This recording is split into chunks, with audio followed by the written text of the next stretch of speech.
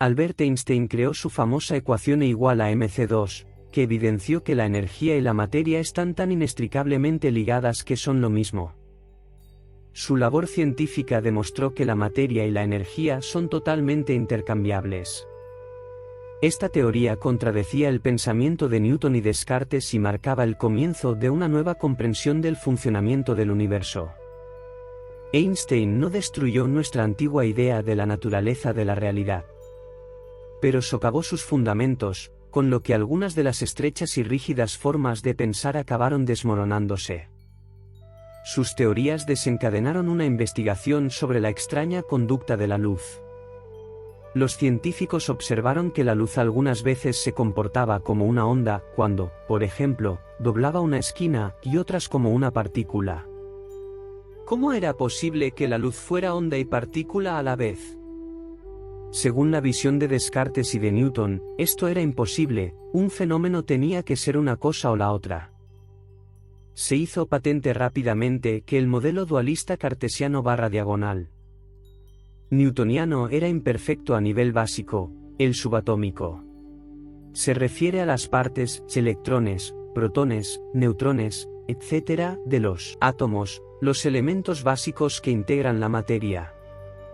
Los componentes esenciales de nuestro llamado mundo físico son tanto ondas, energía, como partículas, materia física, dependiendo de la mente del observador. Profundizaré en este tema más adelante. Para entender cómo funciona el mundo, tenemos que analizar sus componentes más diminutos. Este cambio alteró por completo la imagen del mundo donde creíamos vivir y nos llevó a la proverbial situación de descubrirnos colgando del vacío, cuando creíamos estar con los pies bien plantados en la tierra. ¿Cómo ocurrió? Acuérdate de los antiguos modelos del átomo fabricados con palillos y bolitas de poliestireno. Antes de la aparición de la física cuántica, se creía que el átomo se componía de un núcleo relativamente sólido formado por objetos menos sólidos situados dentro o alrededor de él.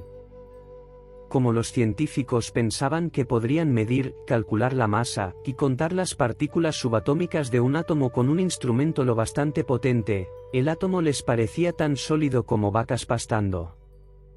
Creían que los átomos estaban hechos de materia sólida. Pero el modelo cuántico reveló que no era así. Los átomos se componen principalmente de espacio vacío, son energía. Piensa en lo siguiente: en tu vida todo lo físico no se compone de materia, sino de campos energéticos o de patrones de frecuencia de información. La materia es más, nada, energía, que, algo, partículas. Pero esto solo no bastaba para explicar la naturaleza de la realidad.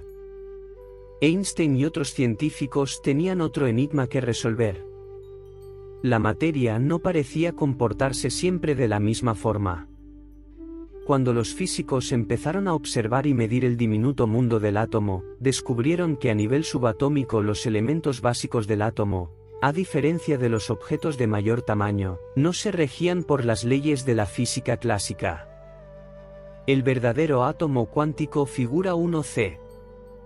Este es el modelo más realista de un átomo. Materialmente es nada, pero potencialmente lo es todo. Los hechos relacionados con el comportamiento de los objetos de mayor tamaño eran previsibles, reproductibles y constantes. Cuando aquella manzana legendaria cayó del árbol y se dirigió hacia el centro de la Tierra hasta chocar contra la cabeza de Newton, su masa se fue acelerando con una fuerza constante. Pero los electrones, como partículas, se comportaban de manera imprevisible e inusual. Cuando interactuaban con el núcleo del átomo y se dirigían a su centro, ganaban y perdían energía, aparecían y desaparecían, y surgían por todas partes sin respetar los límites del tiempo y el espacio. ¿Acaso el mundo de lo pequeño se regía por unas leyes muy distintas a las del mundo de lo grande? Si las partículas subatómicas, como los electrones, eran el componente básico de todo lo existente en la naturaleza, ¿cómo era posible que estuvieran sujetas a unas leyes distintas a las de las cosas que creaban?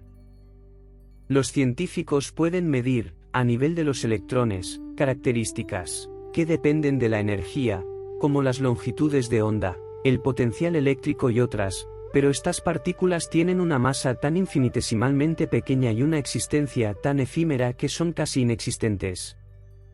Por eso el mundo subatómico es único. Posee tanto cualidades físicas como cualidades energéticas. De hecho, la materia a nivel subatómico existe como un fenómeno momentáneo. Es tan fugaz que está constantemente apareciendo y desapareciendo, aparece en las tres dimensiones y desaparece en la nada, en el campo cuántico, en el sin espacio y sin tiempo, transformándose de partícula, materia, en onda, energía, y viceversa. Pero, ¿a dónde va cuando se esfuma? Volvamos al modelo de la vieja escuela de la estructura del átomo fabricado con palillos y bolitas de poliestireno. En aquel tiempo se creía que los electrones orbitaban alrededor del núcleo como los planetas orbitan alrededor del Sol. Pero si fuera así, podríamos señalar dónde se encuentran, ¿verdad? La respuesta es sí, por decirlo de alguna manera, pero no por la razón que se creía. Lo que los físicos cuánticos descubrieron es que la persona que está observando o midiendo las infinitesimales partículas del átomo afecta la conducta de la energía y la materia. Los experimentos cuánticos demostraron que los electrones existen como una infinidad de posibilidades o de probabilidades en un campo invisible de energía. Pero solo cuando el observador se fija en cualquier localización de un electrón, es cuando aparece ese electrón. En suma, una partícula no puede manifestarse en la realidad, es decir, en el espacio-tiempo tal como nosotros lo conocemos, hasta que es observada. La física cuántica llama a este fenómeno colapso de la función de onda, o efecto observador. Ahora sabemos que en el momento en que el observador busca un electrón hay un punto concreto en el tiempo y el espacio en el que todas las posibilidades del electrón se colapsan en un suceso físico.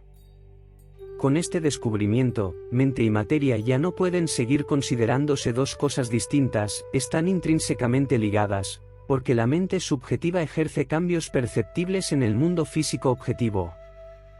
A nivel subatómico, la energía responde a tu atención y se convierte en materia. ¿Cómo cambiaría tu vida si aprendieras a dirigir el efecto observador y a colapsar infinitas ondas de probabilidad en la realidad que eliges? ¿Serías un mejor observador de la vida que deseas vivir?